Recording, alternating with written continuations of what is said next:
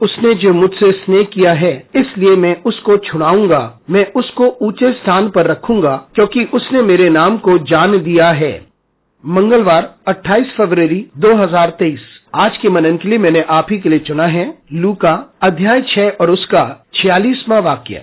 जब तुम मेरा कहना नहीं मानते तो क्यों मुझे हे प्रभु कहते हो। आपका दिन आशीषित हो।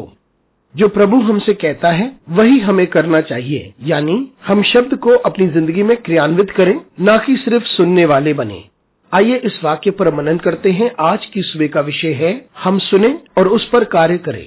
यीशु मसीह इस वाक्य को उन लोगों से बलपूर्वक कहता है जो उसके पीछे पीछे चल रहे हैं। वे हमेशा उसे आदर देते हैं, हमेशा उसे स्वामी कहकर संबोधित करते हैं, लेकिन जो वे कहते थे उन सभी का वे अनुसरण नहीं कर रहे थे। ये बात यीशु मसीह उसके पश्चात कहते हैं जब उन्होंने कहा था कि एक भला पेड़ भले फल को लेकर आता है और दुष्ट पेड़ दुष्ट को उत्पन्न करता है। और इसके पश्चात वे उस दृष्टांत के बारे में बताता है जो एक घर के निर्माण के बारे में है, जिसका निर्माण चट्टान पर किया गया था। यह बात समझना जरूरी है कि हम में से प्रत्येक जो परमेश्वर के वचन को सुनता है उसे फल उत्पन्न करना होगा, जो हमारी जिंदगी को परिवर्तन के बाद उत्पन्न होता है। और हम भी अपने घर का निर्माण एक मजबूत नींव पर करनी होगी, और वो है स्वयं यीशु मसीह। दोनों ही बहुत महत्वपूर्ण है, यानी परमेश्वर के वचन को सुनना और उस पर कार्य करना। तभी आप अच्छे फल को उत्पन्न कर पाएंगे और तभी आप समझ पाएंगे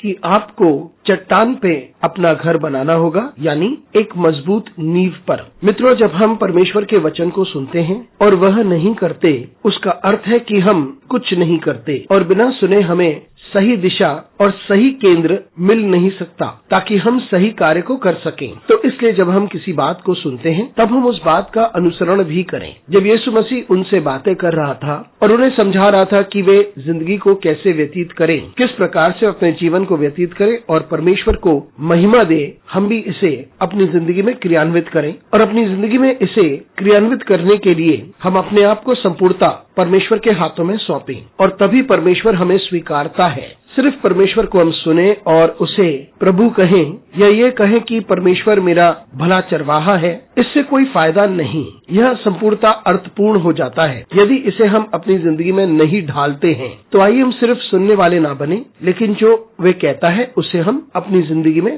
क्रियान्वित करें। अनुग्रहकारी परमेश्वर स्वर्गीय पिता, तुझे धन्यवाद देते हैं, तेरी स्तुति करते हैं, तेरा आदर करते हैं और तेरी महिमा करते हैं। हमारी सहायता कर परमेश्वर, ताकि हम वचन पे चलने वाले लोग बने। हमें बल दे परमेश्वर, यीशु मसीह के बहुमूल्य नाम से मांगते हैं, आमीन।